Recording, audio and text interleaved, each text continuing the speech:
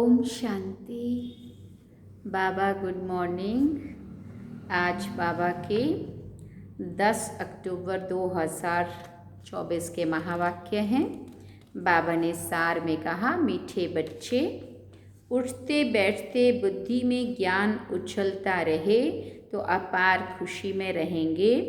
बाबा ने प्रश्न पूछा, तुम बच्चों को किसके संग से बहुत बहुत संभाल करनी है?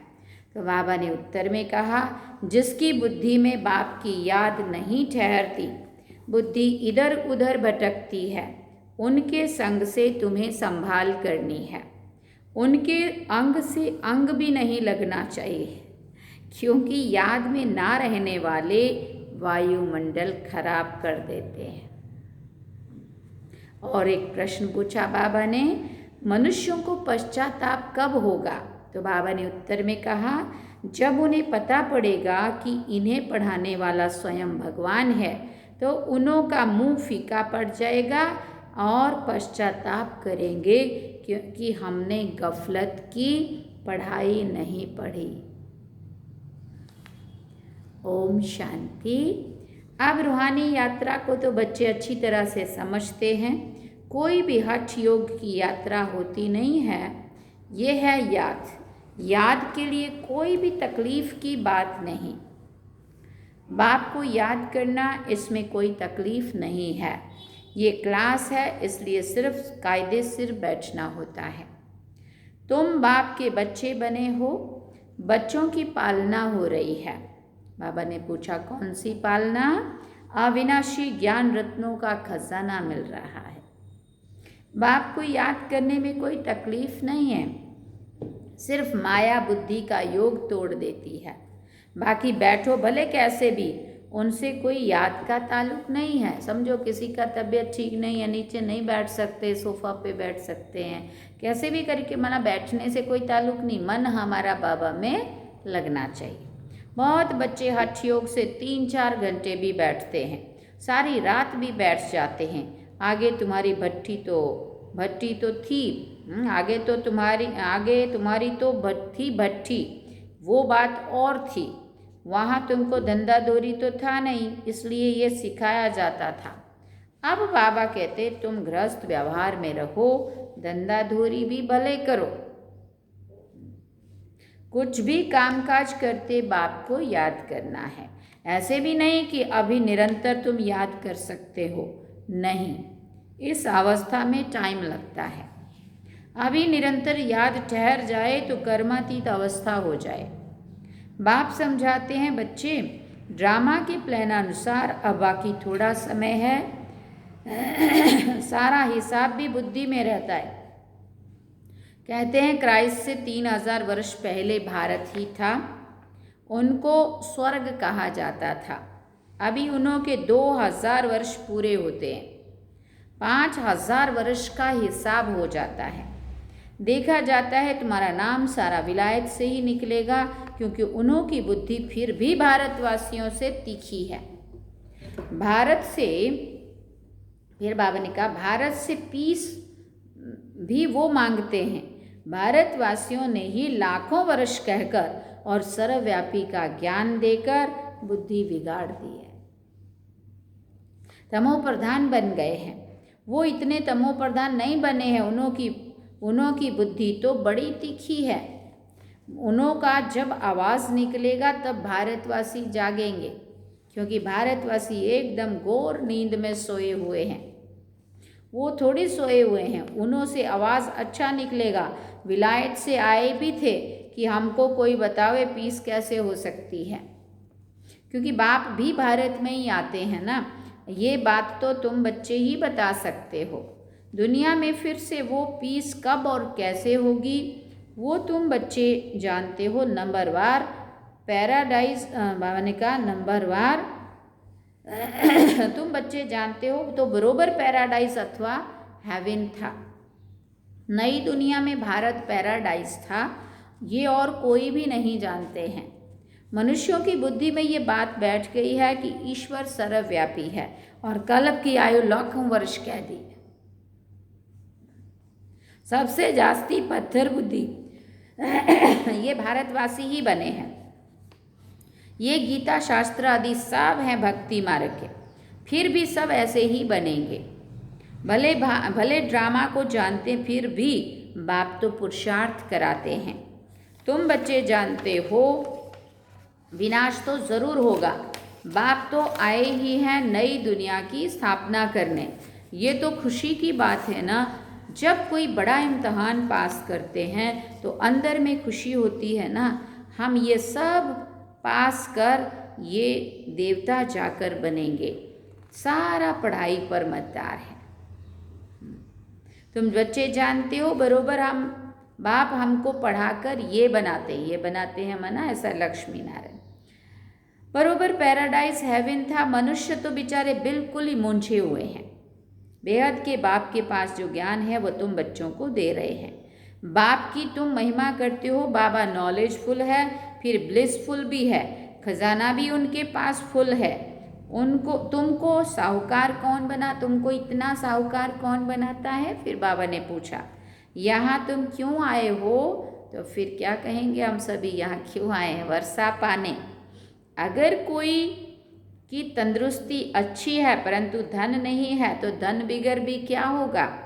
वैकुंठ में तो तुम्हारे पास धन रहता है, यहाँ जो जो साहूकार हैं उनको नशा रहता है। हमारे पास इतना धन है, ये कारखाने आदि हैं, शरीर छोड़ा और खलास। कारखाने यहाँ और आत्मा खाली चली गई वहाँ। तुम तो जानते हो हमको बाबा 21 जन्मों के लिए इतना खजाना दे देते हैं। बाप खुद तो खजाने का मालिक नहीं बनते हैं, तुम बच्चों को मालिक बनाते हैं। ये भी तुम जानते हो विश्व में शांति तो सिवाय गॉडफादर के कोई स्थापन कर ना सके। सबसे फर्स्ट क्लास चित्र है ये त्रिमूर्ति गोले का। इस चक्र में ही सारा ज्ञान भरा हुआ है। तुम्हारी ऐसी कोई वंडरफुल चीज़ होगी तब वो समझेंगे इसमें ज़रूर कोई ऐसा राज है। बच्चे कोई छोटे छोटे खिलौने बनाते हैं, वो बाबा को पसंद नहीं आते हैं। बाबा तो कहते बड़े बड़े चित्र लगाओ जो दूर से कोई पढ़कर समझ सके। मनुष्य अटेंशन बड़ी चीज़ पर देंगे। इसमें क्लियर दिखाया हुआ है, उस तरफ है कलयुग, इस तरफ है सतयुग। बड़े बड़े चित्र होंगे तो मनुष्यों का अटेंशन खींचेगा। टूरिस्ट भी देखेंगे, समझेंगे भी कि वो अच्छी तरह से। ये भी जानते हैं क्राइस्ट से 3000 वर्ष पहले स्वर्ग था। बाहर तो ऐसे नहीं जानते हैं। 5000 वर्ष का पुराना हिसाब तुम क्लियर समझाते हो तो ये इतना बड़ा बनाना चाहिए जो दूर से देख सकें और अक्षर भी पढ़ें, जिससे समझें कि दुनिया की अंत तो बरोबर है। बॉम्ब्स तो तैयार होते रहते हैं, नेचुरल कैलामिटीज़ भी होंगी। तुम विनाश का नाम सुनते हो तो अंदर में बहुत खुशी होनी चाहिए, बाबा कहते, परंतु ज्ञान नहीं होगा तो खुश भी हो ना सके। कहते हैं देह सहित सब कुछ छोड़ अपने को आत्मा समझो, अपनी आत्मा का योग मुझ बाप के साथ लगाओ। तो ये है मेहनत की बात, पावन बनकर ही पावन दुनिया में आना है। तुम समझते हो हम ही बादशाही लेते हैं फिर गंवाते हैं। ये तो बहुत सहज है, बैठते उठते बैठते चलते अंदर में टपकना चाहिए। जैसे बाबा के पास ज्ञान है ना, बाप आए ही हैं पढ़ाकर देवता बनाने। तो इतनी अथाह खुशी बच्चों को रहनी चाहिए ना। अपने से पूछो इतनी अथाह खुशी है? बाप को इतना याद करते हैं? चक्र की भी सारी नॉलेज बुद्धि में है, तो इतनी खुशी रहनी चाहिए। बाबा कहते हैं मुझे याद करो और बिल्कुल खुशी में रहो। तुमको पढ़ाने वाला देखो कौन है। जब सबको मालूम पड़ेगा तो सबका मुँह ही फीका हो जाएगा। परंतु अभी उन्हों के समझने में थोड़ी देरी है। अभी देवता धर्म के इतने मेंबर्स तो बने नहीं हैं, सारी राजाई स्थापन हुई नहीं है। कितने ढेर मनुष्यों को बाप का पैगाम देना है। बेहद का बाप फिर से हमको बेहद स्वर्ग की बादशाही दे रहे हैं। तुम भी बाप को याद करो। फिर बाबा ने कहा बेहद का बाप तो ज़रूर बेहद का सुख देंगे ना। बच्चों के अंदर में तो अथाह ज्ञान की खुशी होनी चाहिए, और जितना बाप को याद करते रहेंगे तो आत्मा पवित्र बनती जाएगी। ड्रामा के प्लान अनुसार तुम बच्चे जितना जास्ती सर्विस कर प्रजा बनाते हो तो जिनका कल्याण होता है उन्हों की फिर आशीर्वाद भी मिल जाती है। गरीबों की सर्विस करते हो, निमंत्रण देते रहो। ट्रेन में भी तुम बहुत सर्विस कर सकते हो।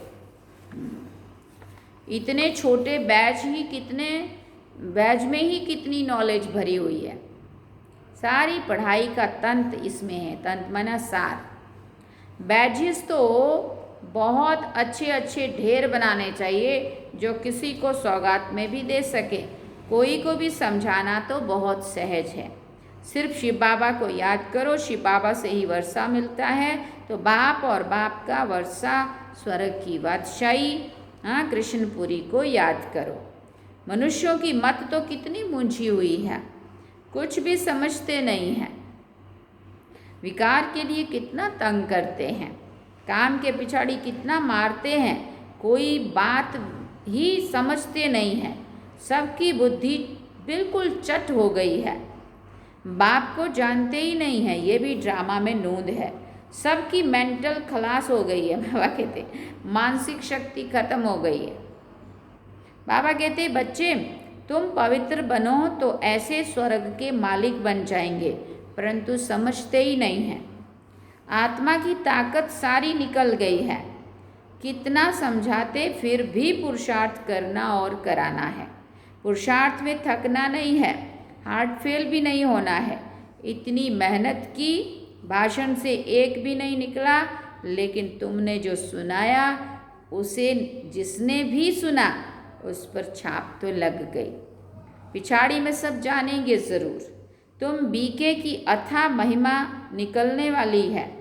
तुम परंतु एक्टिविटी देखते हैं तो एकदम बेसमझी की, कोई रिगार्ड ही नहीं है, पूरी पहचान ही नहीं है। बुद्धि बार भटकती रहती है। बाप को याद करें तो मदद भी मिले। बाप को याद करते नहीं तो गोया वो पतित है, तुम बनते हो पावन। जो बाप को याद नहीं करते हैं तो उन्हों की बुद्धि ज़रूर कहाँ ना कहाँ भटकती रहती है। तो उनके साथ अंग से अंग नहीं मिलना चाहिए, क्योंकि याद में ना रहने के कारण वो वायुमंडल को खराब कर देते हैं। पवित्र और अपवित्र इकट्ठे हो ना सके, इसलिए बाप पुरानी सृष्टि को खलास कर देते हैं। दिन प्रतिदिन कायदे भी सख्त निकलते जाएंगे। बाप को याद नहीं करते हैं तो फायदे के बदले और ही नुकसान करते हैं। पवित्रता का सारा मदार याद पर है। एक जगह बैठने की बात नहीं है। यहाँ इकट्ठे बैठने से तो अलग अलग पहाड़ी पर जाकर बैठें, वो अच्छा है। जो याद नहीं करते हैं वो है पतित, उनका तो संग नहीं करना चाहिए। चलन से भी मालूम पड़ता है, याद बिगर पावन तो बन ना सके। हर एक के ऊपर पापों का बोझा बहुत है, जन्म जन्मांतर का। वो बिगर याद की यात्रा निकले कैसे? वो गोया पतित ही हैं। बाप कहते हैं मैं तुम बच्चों के लिए सारी पतित दुनिया को खलास कर देता हूँ, उनका संग भी ना हो। परंतु इतनी भी बुद्धि नहीं है कि किसके साथ संग करना चाहिए। तो समझ में आना चाहिए ना, किसके संग से डूब रहे हैं और किसके संग से पार हो रहे हैं। अगर इतना भी समझ ना आए और किसी के भी संग करें और अपनी भी अवस्था खराब करें और उसकी भी खराब करें तो डूबता हुआ तो अपने उनको भी डुबोएगा ही सही। जो खुद डूबने वाला होगा वो दूसरे को डुबाने में ही मदद करेगा। जो तैर रहा होगा, पार जा रहा होगा, वही पार ले जा सकता है। इसलिए बाबा कहते हैं समझ में आना चाहिए ये बात भी कि संग किसका करें और किसका ना करें। तुम्हारा प्यार पावन का पावन के साथ होना चाहिए, ये भी बुद्धि चाहिए ना। स्वीट बाप और स्वीट राजधानी के सिवाय और कोई याद ना आए, इतना सब त्याग करना कोई मासी का घर नहीं है। बाप को तो बच्चों पर अथाह प्यार है। बच्चे पावन बन जाओ तो तुम पावन दुनिया के मालिक बन जाएंगे। हम तुम्हारे लिए पावन दुनिया की स्थापना कर रहे हैं। इस पतित दुनिया को बिल्कुल खलास करा देते हैं। यहाँ इस पतित दुनिया में हर चीज़ तुमको दुख देती है। आयु भी कम होती जाती है। इनको कहा जाता है वर्थ नॉट ए पेनी। कौड़ी और हीरे में फर्क तो होता है ना। तो तुम बच्चों को कितनी खुशी होनी चाहिए। गाया भी जाता है सच तो बिठो नच। तो तुम सतयुग में खुशी में डांस करते हो। यहाँ की कोई भी वस्तु से दिल नहीं लगानी है। इनको तो देखते हुए भी नहीं देखना है, आंखें खुली होते हुए भी, जैसे कि नींद में हो, परंतु वो हिम्मत, वो अवस्था चाहिए। ये तो निश्चय है कि पुरानी दुनिया होगी ही नहीं। क्या निश्चय है कि पुरानी दुनिया तो मिटनी ही है, होगी ही नहीं। इतना खुशी का पारा चढ़ा रहना चाहिए। चुटकी काटनी चाहिए। अरे हम शिव बाबा को याद करेंगे तो विश्व की बादशाही मिलेगी, ऐसा अपने को याद दिलाना चाहिए। हठ योग से भी बैठना नहीं है। खाते पीते काम करते बाप को क्या करना है, याद करो। वो भी जानते हो राजधानी स्थापन हो रही है। बाप थोड़ी कहेंगे दासी बने। बाप तो कहेंगे पुरुषार्थ करो पावन बनने का। बाप पावन बनाने का पुरुषार्थ कराते हैं, तुम फिर पतित बनते हो। कितने झूठ पाप करते हो। हमेशा शिव बाबा को याद करो तो पाप सब स्वाहा हो जाएं। ये बाबा का यज्ञ है ना, बड़ा भारी यज्ञ है। वो लोग यज्ञ रचते हैं, लाखों रुपया खर्च करते हैं। यहाँ तो तुम जानते हो सारी दुनिया इसमें स्वाहा हो जानी है। बाहर से आवाज़ होगा, भारत में भी फैलेगा। एक तो बाप के साथ बुद्धि का योग हो तो पाप कटे और फिर ऊंच पद भी मिले। बाप का तो फर्ज है बच्चों को पुरुषार्थ कराना। लौकिक बाप तो बच्चों की सेवा करते हैं, सेवा लेते भी हैं। ये बाप तो कहते हैं मैं तुम बच्चों को 21 जन्मों का वर्षा देता हूँ। तो ऐसे बाप को ज़रूर याद करना है जिससे पाप कट जाएं। बाकी पानी से थोड़ी पाप कटते हैं। पानी तो जहाँ तहाँ है। विलायत में भी नदियाँ हैं, तो क्या यहाँ की नदियाँ पावन बनाने वाली, विलायत की नदियाँ पतित बनाने वाली हैं क्या? कुछ भी मनुष्यों में समझ नहीं है। बाप को तो तरस पड़ता है। बाप को तो तरस पड़ता है ना। बाप समझाते हैं बच्चे गफलत मत करो। बाप इतना गुलगुल बनाते हैं तो मेहनत करनी चाहिए ना, अपने पर रहम करना है। अच्छा, मीठे मीठे सिकिल दे बच्चों प्रति माता पिता बाप दादा का याद प्यार और गुड मॉर्निंग। रूहानी बाप की रूहानी बच्चों को नमस्ते। हम रूहानी बच्चों की रूहानी माता पिता बाप दादा को दिल व जान से व प्रेम से याद प्यार, गुड मॉर्निंग, नमस्ते, थैंक यू बाबा, शुक्रिया बाबा। धारणा के लिए मुख्य सार है। पहला पॉइंट, यहाँ की कोई भी वस्तु में दिल नहीं लगानी है। क्या सुना? यहाँ की कोई भी वस्तु में दिल नहीं लगानी है। देखते हुए भी नहीं देखना है। आंखें खुली होते हुए भी जैसे नींद का नशा रहता, ऐसे खुशी का नशा चढ़ा हुआ हो। दूसरी बात, सारा मदार पवित्रता पर है, इसलिए संभाल करनी है कि पतित के अंग से अंग ना लगे। स्वीट बाप और स्वीट राजधानी के सिवाय और कोई भी याद ना आए। वरदान में बाबा ने कहा, हद की इच्छाओं को छोड़ अच्छा बनने वाले इच्छा मात्रम अविद्या भव। हद की इच्छाओं को छोड़ अच्छा बनने वाले इच्छा मात्रम अविद्या भव।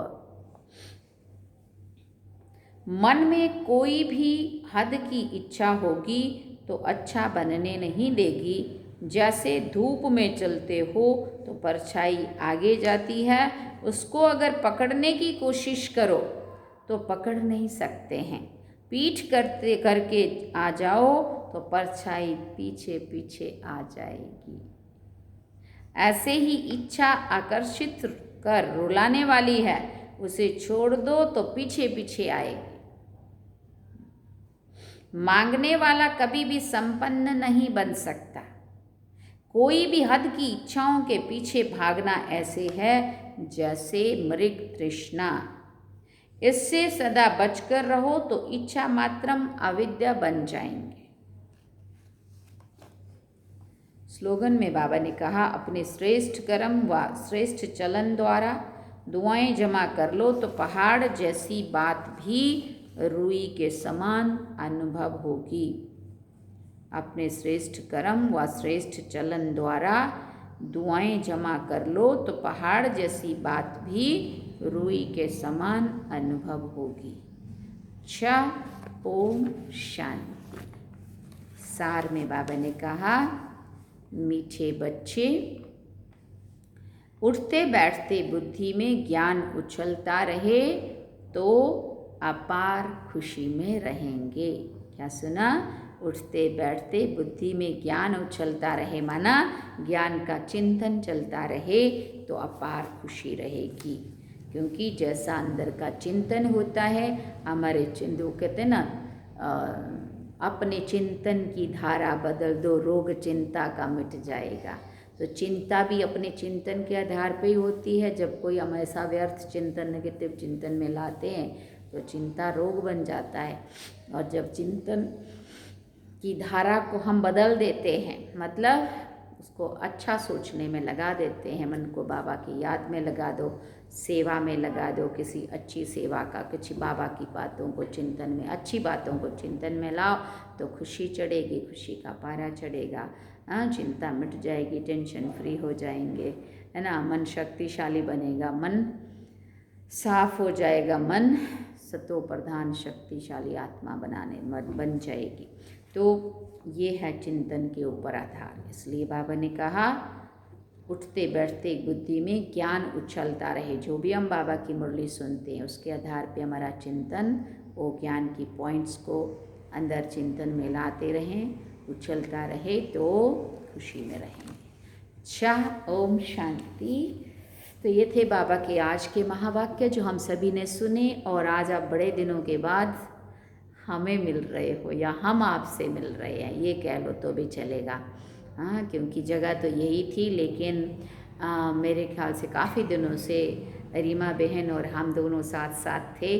पहले हम दोनों नंगल में थे, फिर उसके बाद हम दोनों हिमाचल में थे, उसके बाद वापिस एक रात के लिए नंगल में आए, और उसके बाद बीच में मैं कपूरथला में भी गई। तो आपने कपूरथला से भी मुरली सुनी, लक्ष्मी दीदी की भी सुनी, नेहा बहन की भी सुनी।